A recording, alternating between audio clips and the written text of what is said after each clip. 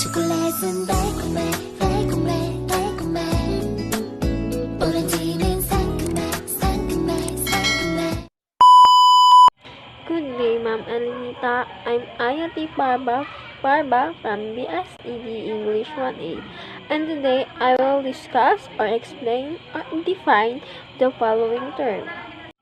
First in the list is speech community. A speech community is a group of people who share rules for conducting and interpreting at least a variety of language or dialect. The term can be applied to a neighborhood, a city, a region, or a nation. Next is linguistic borrowing. Linguistics borrowing, also known as lexical borrowing, is the process by which a word from one language is adapted for use in another. Next, language contact. A language contact occurs when speakers of two or more languages or varieties interact and influence each other. The study of language contact is called contact linguistics. When speakers of different languages interact closely, it is difficult for their languages to influence their other. Next, language variations.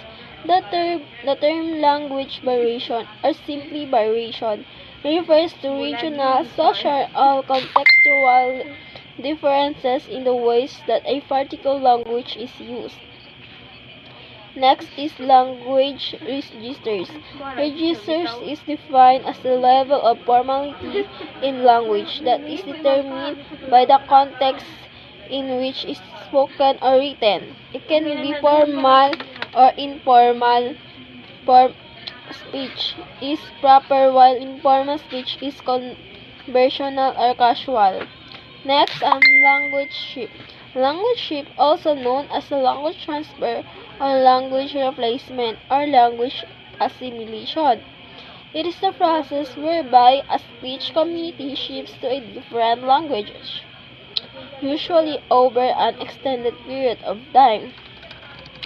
Next, language death. Language death, the extinction of language, the usual cause of gradual shift to the use of another languages.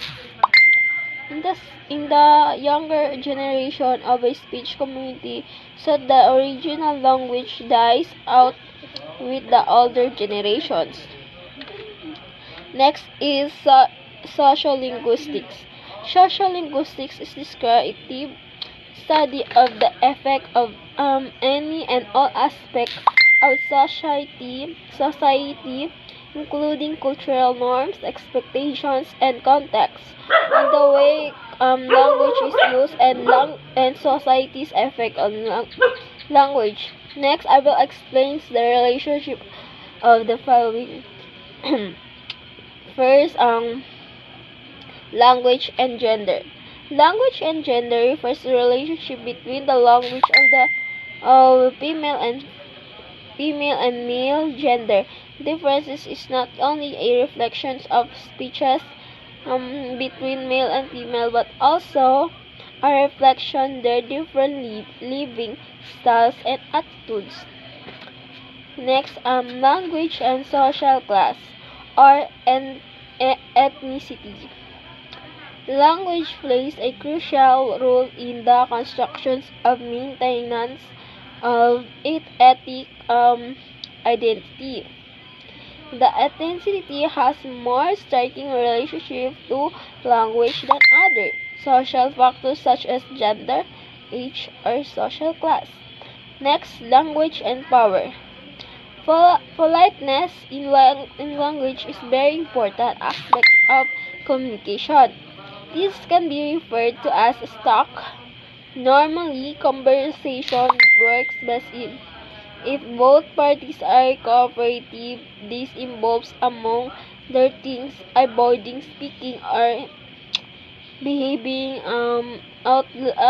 thoughtless and inconsiderate manner. Next, I will explain the three sub-varieties of Philippine English. Yaya English. is a qualification that Maria Lourdes Bautista makes it the different features of Yaya English um, are actually typical of standard Philippine English. The difference being the errors of standard of Philippine English are sporadic and infrequent. Bautista identified the deeper problem of Yaya English as the fact that its errors arise from ignorance of rules. It also considered as peers, wherein the Yaya is forced to use English because her young charges are usually from affluent families that speak English. B. Burger English. Bautista then described Burger English wherein it has same characteristics with the Yaya English with the additions of the use of and non-Filipinos idiomatic expression. The burghers whose English Bautista describes is exactly and burgher who are conscripted to service of the servicemen. These burghers are the little more education taken from their poor families, often with the pride of education and their exposure to English menial. Next, Collegiala English. Bautista observes that the she calls the base languages, but the syntax is characteristic Tagalog.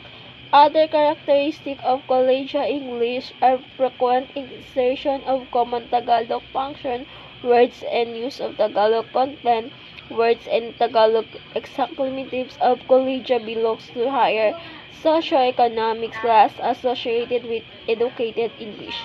That's all, Ma'am Elnita. Again, this is Ayati Parba from GSEG English 1A. Thank you.